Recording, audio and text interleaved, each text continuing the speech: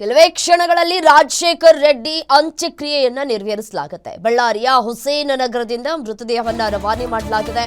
ರಾಜಶೇಖರ್ ಅಂತಿಮ ದರ್ಶನವನ್ನ ಪಡೆದುಕೊಂಡಿದ್ದಾರೆ. ಶಾಸಕ ಭರತ್, ಶಾಸಕ ಗಣೇಶ್ ಮತ್ತೆ ಈ ಶಾಸಕ ಭರತ್ ರೆಡ್ಡಿ ಮತ್ತು ಕಂಪ್ಲಿ ಗಣೇಶ್ರಿಂದ ಅಂತಿಮ ನಮನವನ್ನ ಕೂಡ ಸಲ್ಲಿಕೆ ಮಾಡಲಾಗಿದೆ. ರಾಜಶೇಖರ್ ಕುಟುಂಬಕ್ಕೆ ಸಾಂತ್ವನವನ್ನ ಹೇಳಿದ್ದಾರೆ ಶಾಸಕರು. ಮೃತ ಕಾಂಗ್ರೆಸ್ ಕಾರ್ಯಕರ್ತನಿಗೆ ಹೆಗಲನ್ನ ನೀಡಿದ್ದಾರೆ ಶಾಸಕರು. ಅಂತ್ಯಕ್ರಿಯೆಗೆ ಕೊಂಡೊಯ್ಯುವಾಗ ಹೆಗಲನ್ನ ಕೊಟ್ಟಿದ್ದಾರೆ ಶಾಸಕರು. ಶಾಸಕ ನಾರಾ ಭರತ್ ರೆಡ್ಡಿಗೆ ಶಾಸಕ ಗಣೇಶ್ ಸಾಥನ್ನ ಕೊಟ್ಟಿದ್ದಾರೆ. ಕೆಲವೇ ಕ್ಷಣಗಳಲ್ಲಿ ರಾಜಶೇಖರ್ ರೆಡ್ಡಿ ಅವರ ಅಂತ್ಯಕ್ರಿಯೆ ನೆರವೇರುತ್ತೆ. ಶಾಸಕರ ಎದುರು ಮುಗಿಲು ಮುಟ್ಟಿದೆ ಕುಟುಂಬಸ್ಥರ ಆಕ್ರಂದನ.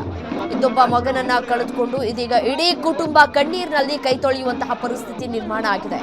ಮತ್ತೆ ಆದಷ್ಟು ಬೇಗ ಈ ಒಂದು ಕಾರ್ಯವನ್ನ ಮುಗಿಸಬೇಕು ಅನ್ನುವಂತಹ ನಿಟ್ಟಿನಲ್ಲಿ ಎಲ್ಲಾ ತಯಾರಿಯನ್ನ ಬೇಗ ಮಾಡಿಕೊಂಡು ಈ ಅಂತ್ಯಕ್ರಿಯೆಯನ್ನ ನೆರವೇರಿಸುವುದಕ್ಕೆ ಸಕಲ ರೀತಿಯಾದಂತಹ ಸಿದ್ಧತೆಗಳನ್ನ ಕೂಡ ಈಗಾಗಲೇ ಕುಟುಂಬಸ್ಥರು ಮಾಡಿಕೊಂಡಿದ್ರು.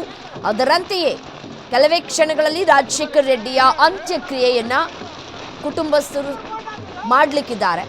ದೃಶ್ಯಾವಳಿಗಳಲ್ಲಿ ಗಮನಿಸ್ತಾ ಇದ್ದೀರಿ. ಶಾಸಕ ನಾರಾ ಭರತ್ ಮತ್ತೆ ಅವರ ಕುಟುಂಬಸ್ಥರು ಕೂಡ ಅಲ್ಲೇ ಉಪಸ್ಥಿತರಿದ್ದಾರೆ. ಅಂತ್ಯಕ್ರಿಯೆಯನ್ನ ನೆರವೇರಿಸೋದಕ್ಕೆ ಅಂತ ಹೇಳಿ ಖುದ್ದು ಅವರು ಕೂಡ ಹಾಜರಾಗಿದ್ದಾರೆ. ಭರತ್ ರೆಡ್ಡಿ ಮತ್ತೆ ಶಾಸಕ ಗಣೇಶ್ ಇಬ್ರು ಕೂಡ ಈ ಹೆಗಲು ಕೊಟ್ಟಿದ್ದಾರೆ. ಶವವನ್ನ ಹೊತ್ಕೊಂಡು ಹೋಗುವಂತಹ ಸಂದರ್ಭದಲ್ಲಿ ಇದೀಗ ರಾಜಶೇಖರ್ ಅವರ ಕುಟುಂಬಕ್ಕೆ ಇದ್ದೊಬ್ಬ ಮಗನನ್ನು ಕೂಡ ಕಳ್ಕೊಂಡು ಮುಂದೇನು ಮಾಡಬೇಕು ಅಂತ ಹೇಳಿ ತೋಚದಂತಾಗಿದೆ. ಇಡೀ ಕುಟುಂಬವನ್ನ ನಿಭಾಯಿಸ್ತಾ ಇದ್ದಂತಹ ರಾಜಶೇಖರ್ ಈಗ ಯಾರೂ ಇಲ್ಲ ನಮ್ಮ ಕುಟುಂಬದಲ್ಲಿ ಅಂತ ಹೇಳಿ ಕಣ್ಣೀರನ್ನ ಹಾಕ್ತಾ ಇದ್ದಾರೆ.